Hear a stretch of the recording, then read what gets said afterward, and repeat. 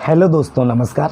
स्वागत है आप सभी का एक बार फिर से आपके अपने यूट्यूब चैनल GKGS बाय राज सर क्लासेस में। दोस्तों, बहुत दिनों बाद हम क्लासेस लेकर आए हैं बोर्ड पे पढ़ाने के लिए। और दोस्तों, आज का हमारा टॉपिक रहेगा गंगा नदी तंत्र। तो दोस्तों, गंगा नदी तंत्र के बारे में आज हम जानकारी लेंगे। तो दोस्तों, आज हम पढ़ेंगे गंगा नदी तंत्र।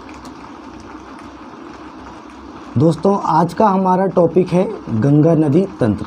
तो गंगा नदी तंत्र क्या है दोस्तों?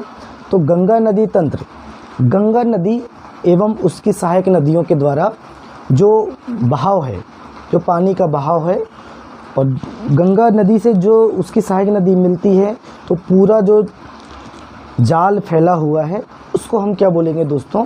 गंगा नदी तंत्र बोलेंगे। तो दोस्तों, सबसे पहले हम गंगा नदी तंत्र के बारे में जानें तो गंगा नदी के बारे में हम पहले जान लेते हैं। गंगा नदी भारत की सबसे लंबी नदी है एवं पवित्र नदी है दोस्तों, क्योंकि भारत सरकार ने इसे, जो गंगा नदी है दोस्तों, गंगा नदी को भारत सरकार ने जीवित नदी का दर्जा दिया है। चलिए, इसके बारे में हम डिटेल जानकारी लेंगे, डिटेल जानकारी पढ़ेंगे। सबसे पहले हम देखते हैं गंगा नदी तंत्र क्या है। चलिए दोस्तों, तो दोस्तों, गंगा नदी का उद्गम जो होता है, कहाँ से होता है? तो सबसे पहले गंगा नदी का उद्गम हम देखते हैं कहाँ से और कैसे गंगा नाम पड़ा, और उसकी सहायक नदियों के बारे में भी हम जानकारी लेंगे। चलिए दोस्तों, चलते हैं, वीडियो में आगे बढ़ते हैं, क्लास आगे बढ़ाते हैं। तो देखिए दोस्तों, सबसे पहले दोस्तों एक ग्लेशियर पड़ता है। यहाँ पे पड़ेगा दोस्तों एक ग्लेशियर। यहाँ पे दोस्तों एक ग्लेशियर है। इस ग्लेशियर का नाम है दोस्तों गंगोत्री ग्लेशियर। क्या नाम है दोस्तों? गंगोत्री ग्लेशियर। दोस्तों, इस ग्लेशियर का नाम है गंगोत्री ग्लेशियर, जहाँ से एक नदी निकलती है। कौन सी नदी निकलती है दोस्तों? आप देख सकते हैं, ये ग्लेशियर है। यहाँ से दोस्तों एक नदी निकलेगी, ये नदी निकली। इस नदी का नाम है दोस्तों जाह्नवी नदी। कौन सी है दोस्तों? जाह्नवी नदी। चलिए, जाह्नवी नदी तक हम पहुँचे। तो दोस्तों, सबसे पहले गंगा नदी का उद्गम होता है, तो सबसे पहले गंगा नदी का नाम क्या पड़ता है?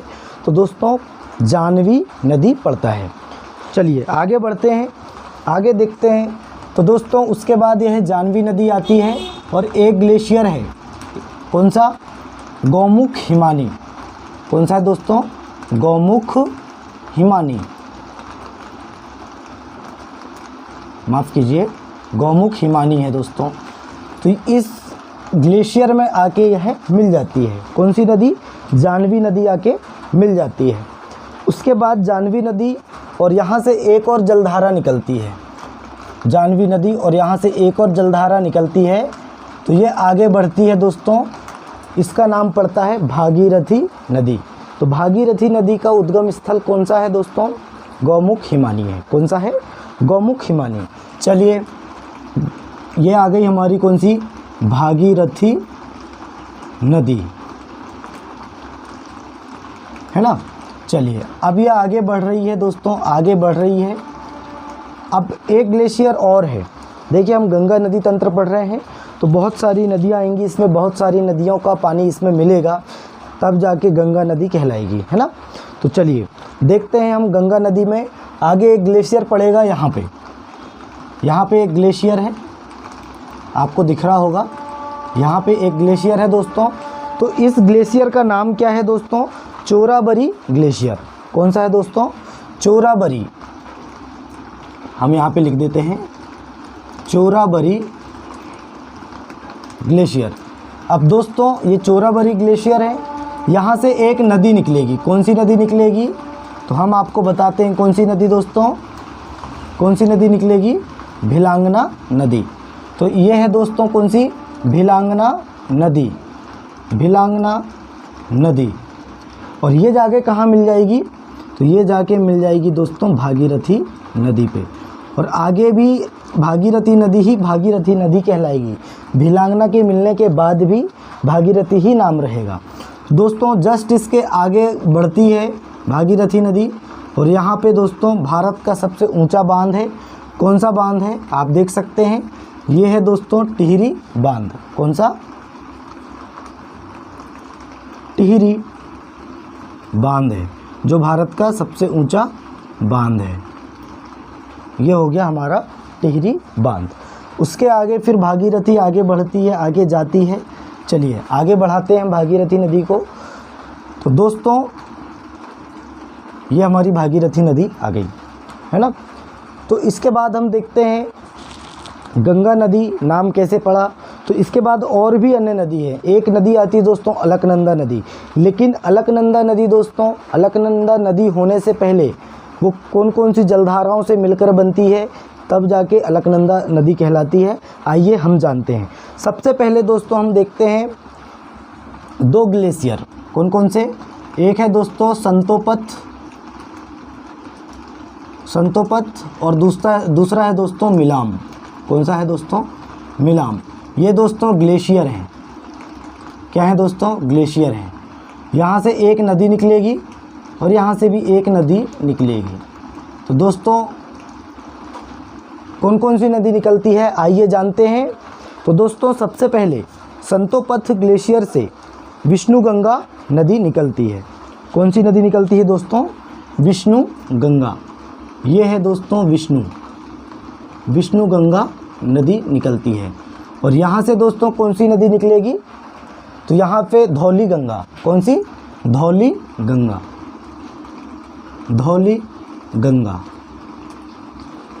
ये है दोस्तों धौली गंगा और ये है दोस्तों विष्णु गंगा। दोस्तों जब ये दोनों नदी आती हैं, दोनों नदी का संगम होता है। संगम किसे कहते हैं? 2 नदियों के मिलने का स्थान को हम क्या बोलते हैं दोस्तों? संगम कहते हैं। तो दोस्तों सबसे पहले देखते हैं जब ये 2 नदी आती है विष्णु गंगा और धौली गंगा, तो ये यहाँ पे एक संगम बनाएगी। इसको हम क्या बोलेंगे दोस्तों? विष्णु प्रयाग। क्या बोलेंगे? विष्णु प्रयाग। तो दोस्तों जब ये संतोपथ ग्लेशियर से विष्णु गंगा नदी निकलेगी और मिलाम ग्लेशियर से धौली गंगा नदी निकलेगी, तो ये दोनों मिलकर कौन सा प्रयाग बनाएगी दोस्तों? संगम को क्या बोलेंगे हम? विष्णु प्रयाग बोलेंगे। उसके बाद दोस्तों इस नदी का नाम पड़ेगा अलकनंदा नदी। कौन सी नदी? अलकनंदा नदी नाम पड़ेगा। चलिए अब आप जान चुके हैं कि अलकनंदा नदी का उद्गम कैसे हुआ, उसका नाम कैसे पड़ा। तो चलिए आगे बढ़ते हैं दोस्तों। ये आगे जाती है, अलकनंदा नदी आती है और कहाँ पे मिल जाती है दोस्तों? भागीरथी नदी पे मिल जाती है। यहाँ पे भी एक संगम बनेगा, इसके बारे में भी हम जानकारी लेंगे कौन सा संगम है। पहले हम ऊपर की नदी देखते हैं। ऊपर की नदी, चलिए उसके बाद दोस्तों विष्णु प्रयाग आपने देख लिए। विष्णु प्रयाग के बाद दोस्तों एक नदी आती है। कौन सी नदी आती है? यहाँ से निकलेगी एक नदी और यहाँ से आएगी। ये इस नदी का नाम है नंद की नदी। कौन सी नदी दोस्तों? नंद की नदी। तो दोस्तों जब ये अलकनंदा पे मिलेगी, इस संगम बनाएगी, एक संगम बनेगा, तो इसका नाम क्या पड़ेगा? नंद प्रयाग। कौन सा दोस्तों? नंद प्रयाग। आप याद रखिए, नंद की नदी आ रही है, अलकनंदा नदी पे संगम बना रही है, तो दोस्तों इसका नाम क्या पड़ेगा? नंद प्रयाग नाम पड़ेगा। चलिए उसके बाद दोस्तों देखते हैं, हम आगे देखते हैं। तो दोस्तों उसके बाद नंद प्रयाग के बाद जब अलकनंदा आगे बढ़ती है, तो अलकनंदा के तट पे ही बद्रीनाथ स्थित है। कौन सा है दोस्तों? बद्रीनाथ। यहाँ पे पड़ेगा बद्रीनाथ। ये मंदिर है दोस्तों, बद्रीनाथ मंदिर है। यहाँ पे पड़ेगा बद्रीनाथ, है ना। और ये बद्रीनाथ में विष्णु भगवान का मंदिर है। कौन सा मंदिर है दोस्तों? विष्णु भगवान का मंदिर है। चलिए आगे बढ़ते हैं दोस्तों। एक नदी और आती है जो अलकनंदा नदी पे मिलती है, और वह नदी कौन सी है दोस्तों? तो वह नदी मिलेगी पिंडार की नदी। कौन सी नदी है दोस्तों? ये नदी आ रही है हमारी, ये है दोस्तों पिंडार नदी।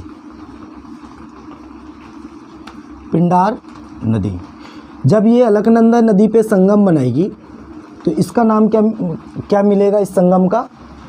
तो इसका मिलेगा कर्णप्रयाग। क्या मिलेगा दोस्तों? कर्णप्रयाग।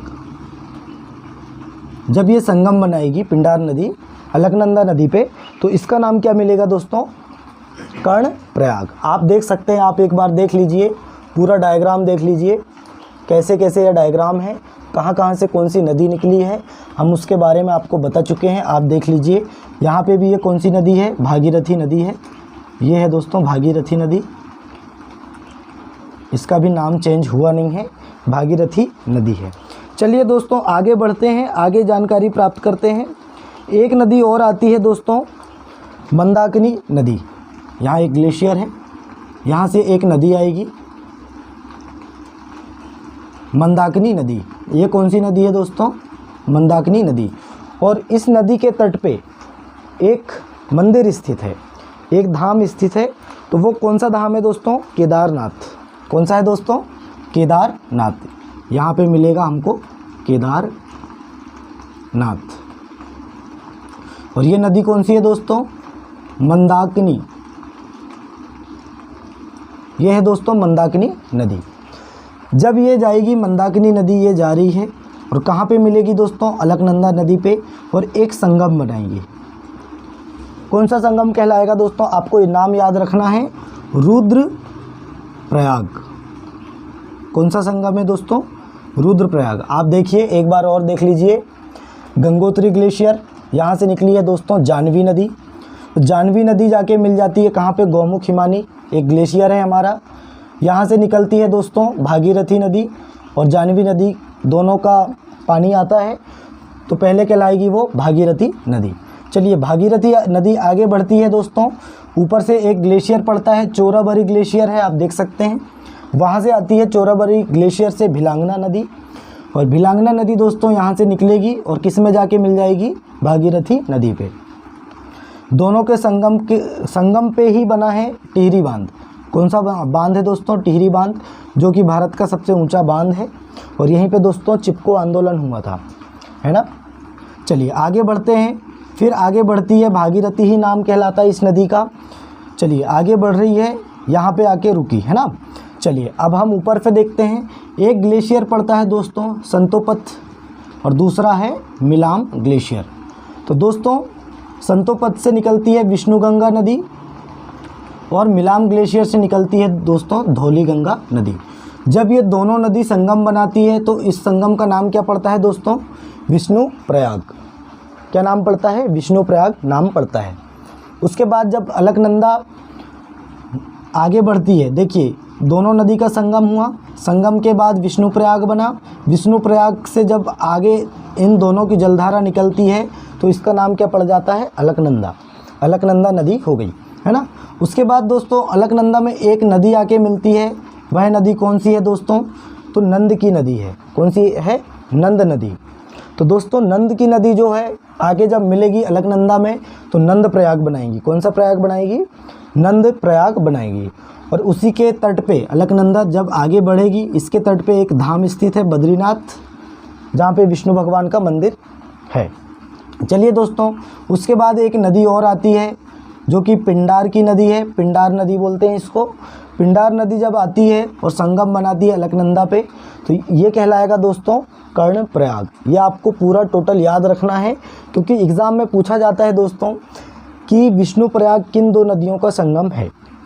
या कर्णप्रयाग बोल दे, या बोल दे नंद प्रयाग, या दोस्तों बोल दे रुद्रप्रयाग बोल दे। तो दोस्तों विष्णुप्रयाग बोलेंगे तो विष्णुगंगा और धौलीगंगा से मिलकर बना है। और दोस्तों अलकनंदा और नंद की नदी मिलकर कौन सा प्रयाग बनाती है? नंद प्रयाग बनाती है। उसके बाद चलें तो पिंडार नदी, ये है पिंडार नदी, और ये है अलकनंदा नदी। तो दोनों मिलकर कौन सा प्रयाग बनाएगी? कर्णप्रयाग बनाएगी। चलिए उसके बाद अलकनंदा आगे बढ़ती है, इधर से निकलती है मंदाकिनी नदी। ये मंदाकिनी नदी रही हमारी। मंदाकिनी और अलकनंदा का संगम क्या कहलाता है दोस्तों? रुद्रप्रयाग कहलाता है। चलिए आगे बढ़ते हैं, आगे बातचीत करते हैं। तो दोस्तों जब यह अलकनंदा नदी आती है, अलकनंदा नदी आती है और इधर से दोस्तों भागीरथी नदी जाती है। अब दोनों का संगम होता है, तो दोनों का संगम स्थान क्या कहलाएगा दोस्तों? तो दोनों के संगम स्थान को हम क्या बोलेंगे? देवप्रयाग। ये आपको याद रखना है, कई बार प्रश्न आया हुआ है कि देवप्रयाग किन दो नदियों का संगम है। चलिए दोस्तों आगे बढ़ते हैं, आगे जानकारी प्राप्त करते हैं। आप इतना डायग्राम देख लिए, इसके बाद हम आगे बढ़ाते हैं क्लास को। तो दोस्तों जब यहाँ से आगे दोनों की जलधारा निकलती है, भागीरथी नदी और अलकनंदा नदी की जलधारा, तब यह नाम क्या पड़ता है दोस्तों? गंगा नदी नाम पड़ता है। तो दोस्तों गंगा नदी का उद्गम नहीं है। आप अच्छे से जान लीजिए कि गंगा नदी का नाम गंगा कहाँ से पड़ा है? तो देवप्रयाग से पड़ा है। कहाँ से दोस्तों? देवप्रयाग से जब आगे बढ़ती है दोनों की जलधारा, भागीरथी और अलकनंदा नदी की जलधारा आगे बढ़ती है, तो उसको बोलेंगे हम गंगा नदी। चलिए दोस्तों गंगा नदी के बारे में हमने पढ़ चुके हैं, आगे बढ़ते हैं, आगे जानकारी प्राप्त करते हैं। तो दोस्तों आगे एक जानकारी है हमारी। चलिए दोस्तों अभी तक आपने देखा कि रुद्रप्रयाग क्या है, विष्णुप्रयाग क्या है, कर्णप्रयाग क्या है, देवप्रयाग क्या है। इसके आगे अगर हम बढ़ें तो यह है हमारा देवप्रयाग, आपने आगे देख चुके हैं।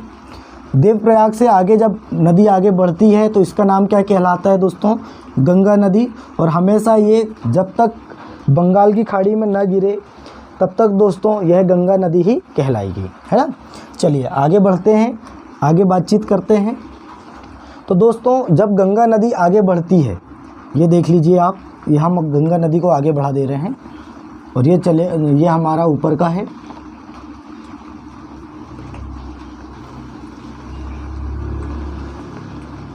आप देख सकते हैं मैप के माध्यम से हम पढ़ा रहे हैं आपको। चलिए देखिए दोस्तों गंगा नदी के बारे में हमने बता चुके हैं। अब आगे बढ़ें तो आगे हम क्या जानकारी दे रहे हैं, इसकी जो सहायक नदियां हैं, कौन कौन सी सहायक नदी कहाँ कहाँ से आके मिलती है, हम उसके बारे में जानकारी दे रहे हैं। तो दोस्तों नैनीताल, एक ग्लेशियर है दोस्तों नैनीताल, ये है नैनीताल। यहाँ से एक नदी निकलेगी और आके कहाँ मिल जाएगी? गंगा नदी में। तो दोस्तों गंगा नदी में जब आके मिलेगी तो कौन सी नदी है? रामगंगा नदी। कौन सी नदी है दोस्तों? रामगंगा नदी। चलिए इसके बारे में जानकारी ले लेते हैं। यह दोस्तों गंगा की पहली बड़ी सहायक नदी है। कौन सी नदी है? पहली बड़ी सहायक नदी है। इसके बारे में अगर हम देखें तो यह नदी दोस्तों जो हैली नेशनल पार्क है, कहाँ पे है? उत्तराखंड में। तो दोस्तों उस नेशनल पार्क से होकर गुजरती है, इसलिए इसका नया नाम क्या रख दिया गया है? रामगंगा,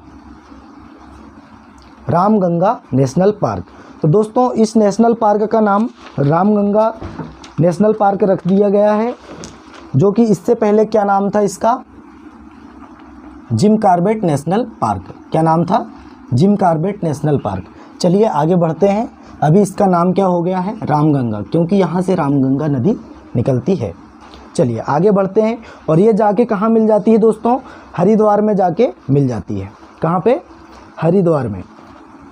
यह है दोस्तों हरिद्वार। और दोस्तों गंगा नदी के तट पे ही सबसे पहले ऋषिकेश पड़ेगा। यहाँ पे ऋषिकेश पड़ेगा, ऋषिकेश पड़ेगा। उसके बाद यहाँ पे हरिद्वार पड़ेगा। हरिद्वार पे जाके रामगंगा नदी मिल जाती है। उसके आगे अगर हम चलें दोस्तों तो उसके आगे है गोमती नदी आती है। यह है हमारा नेपाल देश, हमारा नहीं बोल सकते, नेपाल देश है दोस्तों। नेपाल देश से एक नदी निकलती है। कौन सी नदी निकलती है? गोमती नदी। चलिए ये नदी आई दोस्तों, ये है गोमती नदी। ये दोस्तों गोमती नदी आ रही है, तो ये जाके कहाँ मिल जाएगी? गंगा नदी में। आप देख सकते हैं हम सहायक नदी स्थान के बारे में नहीं बताएंगे, जो मेन पॉइंट है हम उसके बारे में बताएंगे। आप सहायक नदियों के बारे में पढ़ रहे हैं, गंगा नदी तंत्र पढ़ रहे हैं, तो वीडियो लंबा हो जाएगा। इसके लिए हम सिर्फ सहायक नदी के बारे में पढ़ेंगे। चलिए उसके बाद आती है दोस्तों कौन सी नदी? गोमती नदी हमने पढ़ ली है। फिर नेपाल से ही दो नदी निकलती है, एक है दोस्तों शारदा नदी और एक है काली नदी। कौन कौन सी दोस्तों? शारदा नदी, उसी को हम क्या बोलते हैं? काली नदी। शारदा नदी आती है और इधर से आती है दोस्तों घग्गर नदी। ये हो गई क्या? शारदा नदी। और ये हो गई दोस्तों घग्गर नदी। ये नेपाल से आ रही हैं दोस्तों, ये तीनों नदी नेपाल से आ रही हैं। जब इनकी सहायक जलधारा आती है तो इसका नया नाम हो जाता है। नया नाम क्या है दोस्तों? तो इसको बोलेंगे हम घाघरा नदी। तो घाघरा नदी किसकी सहायक नदी है? घाघरा नदी किसकी सहायक नदी है? गंगा की सहायक नदी है। चलिए, आपने यहाँ तक पढ़ चुके हैं। यहाँ से आगे अगर बढ़ें दोस्तों तो एक ग्लेशियर पड़ता है यमुनोत्री ग्लेशियर। यहाँ पे पड़ेगा दोस्तों यमुनोत्री ग्लेशियर। यहाँ से एक नदी आएगी जिसका नाम मिलेगा यमुना नदी। और दोस्तों ये जाके कहाँ मिल जाएगी? ये जाके मिल जाएगी हमारे प्रयागराज में। कहाँ पे दोस्तों? प्रयागराज। तो प्रयागराज किन किन नदियों का संगम है? तो दोस्तों पहले तो हम पढ़ते थे कि प्रयागराज गंगा नदी, यमुना नदी और सरस्वती नदी का संगम है। लेकिन दोस्तों वर्तमान में सरस्वती नदी विलुप्त हो चुकी है। मात्र कौन कौन सी नदी है? गंगा नदी और यमुना नदी का संगम है, जहाँ पे प्रयागराज स्थित है। तो दोस्तों चलिए आगे बढ़ते हैं, आगे जानकारी प्राप्त करते हैं।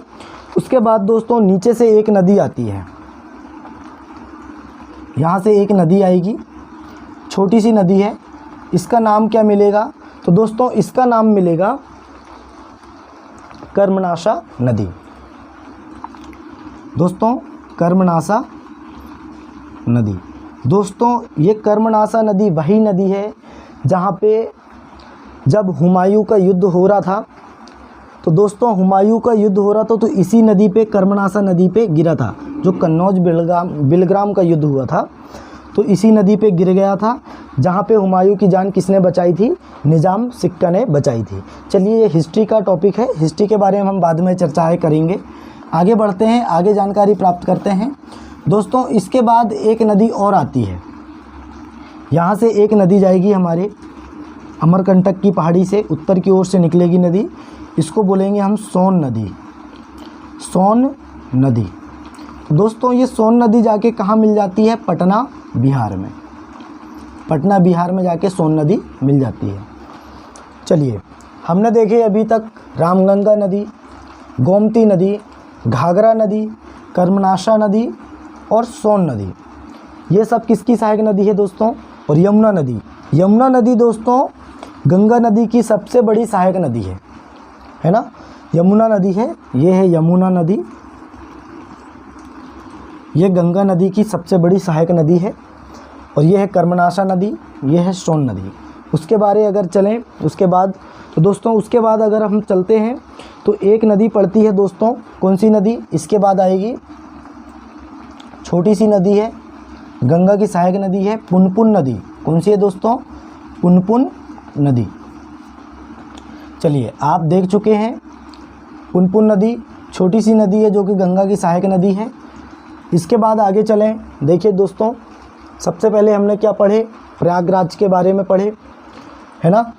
प्रयागराज ये रहा हमारा यमुना नदी और गंगा नदी का संगम स्थल। उसके पहले हमने पढ़ चुके हैं कौन कौन से प्रयाग? विष्णु प्रयाग, नंद प्रयाग, कर्ण प्रयाग, रुद्र प्रयाग और देव प्रयाग। इसके बाद अगर हम आगे चलें दोस्तों तो आगे हम आपको जानकारी देते हैं। तो दोस्तों हम पढ़ चुके हैं गंगा नदी की सहायक नदियाँ, और नदियाँ बची हुई हैं, हम उसके बारे में भी जानकारी लेंगे कौन कौन सी नदियाँ हैं। चलिए अभी तक हमने पढ़े हैं दोस्तों पुनपुन नदी तक। ये हम देख सकते हैं, ये गंगा नदी है, ये दोस्तों गंगा नदी, और यहाँ पे आके मिल गई थी पुनपुन नदी। उसके बाद ये गंगा नदी है। चलिए आगे बढ़ते हैं। नेपाल देश से एक और नदी आती है, वह कौन सी नदी है दोस्तों? गंडक नदी। कौन सी है दोस्तों? गंडक नदी। गंडक नदी भी किसकी सहायक नदी है दोस्तों? तो यह किसकी सहायक नदी है? गंगा नदी की सहायक नदी है। गंडक नदी किसकी सहायक नदी है? गंगा नदी की सहायक नदी है। चलिए आगे बढ़ते हैं, आगे बातचीत करते हैं। दोस्तों एक नदी और आती है जो गंगा नदी की सहायक नदी है। ये ग्लेशियर है गोसाई धाम, नेपाल में है गोसाई धाम। यहाँ से एक नदी निकलती है और ऐसे आती है और यहाँ से मिल जाती है। इसको नाम देते हैं दोस्तों कोसी नदी। कोसी नदी कौन सी नदी है दोस्तों? कोसी नदी है। कोसी नदी किसकी सहायक नदी है? तो गंगा की सहायक नदी है। दोस्तों यह नदी बिहार का शोक कहलाती है। और बिहार का शोक क्यों कहलाती है? बिहार का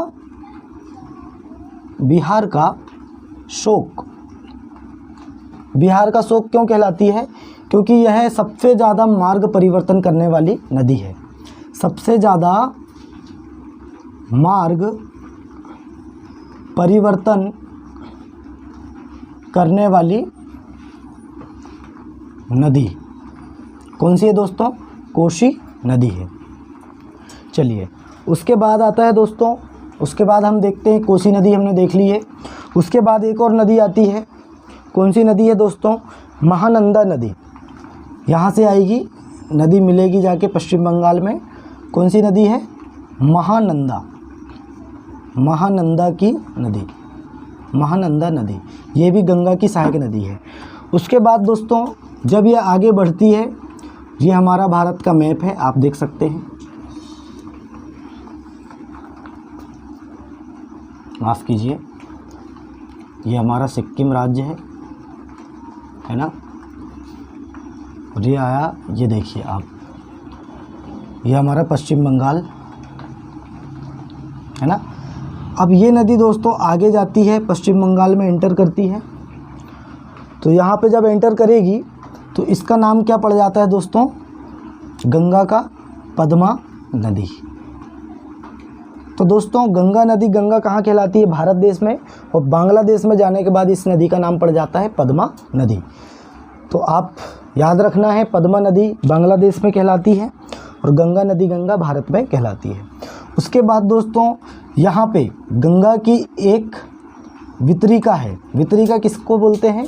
जब कोई नदी है और नदी से ही एक नदी बाहर निकलती है, उसकी एक जलधारा वहीं से बाहर निकल जाती है किनारे से। तो दोस्तों एक किनारे से एक जलधारा बाहर आई और ये जाती है आगे, है ना। तो दोस्तों इस नदी का नाम क्या है? हुगली नदी। कौन सी है दोस्तों? हुगली नदी। हुगली नदी है। तो दोस्तों हुगली नदी किसकी वितरिका है? सहायक नदी नहीं है दोस्तों, ये वितरिका है। किसकी वितरिका है? तो दोस्तों गंगा नदी की वितरिका है हुगली नदी। अब देखते हैं दोस्तों, हुगली नदी में एक नदी जाके मिलती है जिसका नाम है दामोदर नदी। दामोदर नदी। तो दोस्तों दामोदर नदी किसकी सहायक नदी है? हुगली नदी की सहायक नदी है। और इसको दोस्तों बोलते हैं बंगाल का शोक। बंगाल का शोक किसको बोलते हैं? दामोदर नदी को बोलते हैं। और इसी नदी पे भारत की पहली परियोजनाएं चालू हुई थी 1948 में, पंडित जवाहरलाल नेहरू जी द्वारा की गई थी, है ना। और अमेरिका की टेनेसी नदी की तर्ज पर यहाँ पे नदी घाटी परियोजना चालू की गई थी। पहली नदी घाटी परियोजना थी कौन सी? दामोदर नदी घाटी परियोजना, है ना। ये आपको याद रखना है। तो दोस्तों अभी तक आपने पढ़े हैं कि गंगा नदी का उद्गम कहाँ से हुआ, गंगा नदी की सहायक नदियाँ कौन कौन सी हैं, और इसके बारे में हमने डिटेल चर्चाएं की हैं डायग्राम के माध्यम से। आशा करते हैं आपको ये वीडियो अच्छा लगा होगा। चलिए आगे बढ़ते हैं, कुछ जानकारी और कुछ फैक्ट देते हैं आपको। चलिए, तो दोस्तों गंगा नदी का उद्गम कहाँ से हुआ है? तो गंगा नदी का उद्गम हुआ है गंगोत्री ग्लेशियर से। मेन तो हम गंगोत्री ग्लेशियर से ही बोलेंगे, भले ही नाम देवप्रयाग से पड़ा हो, लेकिन हम गंगोत्री ग्लेशियर से उसका उद्गम मानेंगे। तो उद्गम गंगा नदी, उद्गम कहाँ से हुआ है दोस्तों? उद्गम हुआ है गंगोत्री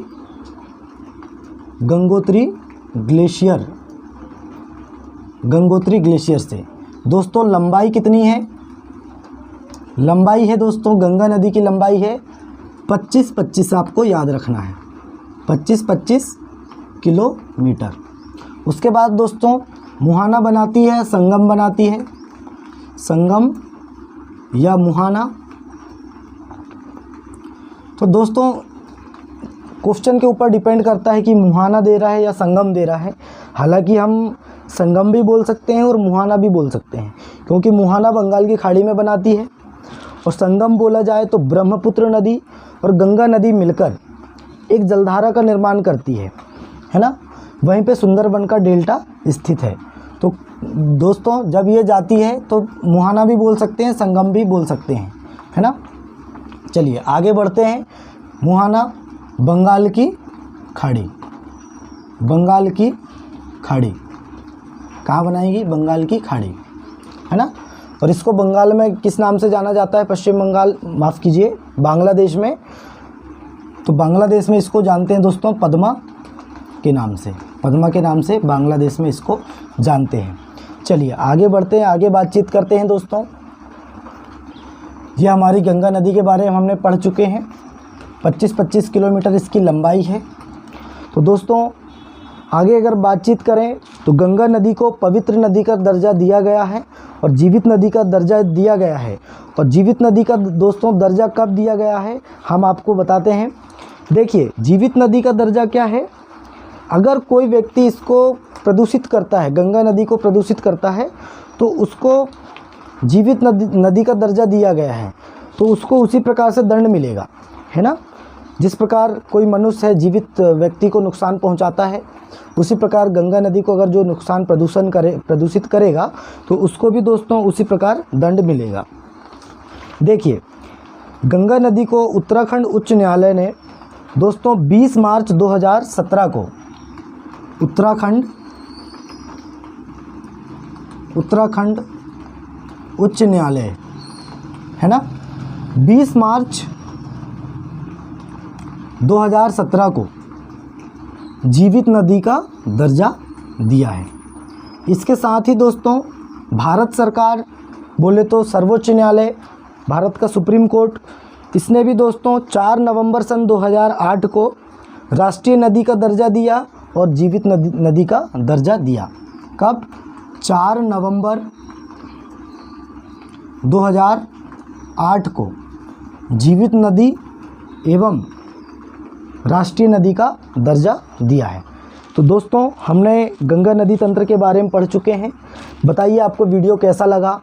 दोस्तों अगर अभी तक आपने चैनल को सब्सक्राइब नहीं किया है तो पहले चैनल को सब्सक्राइब करें और अपने दोस्तों में वीडियो को शेयर करें, लाइक करें ज़्यादा से ज़्यादा।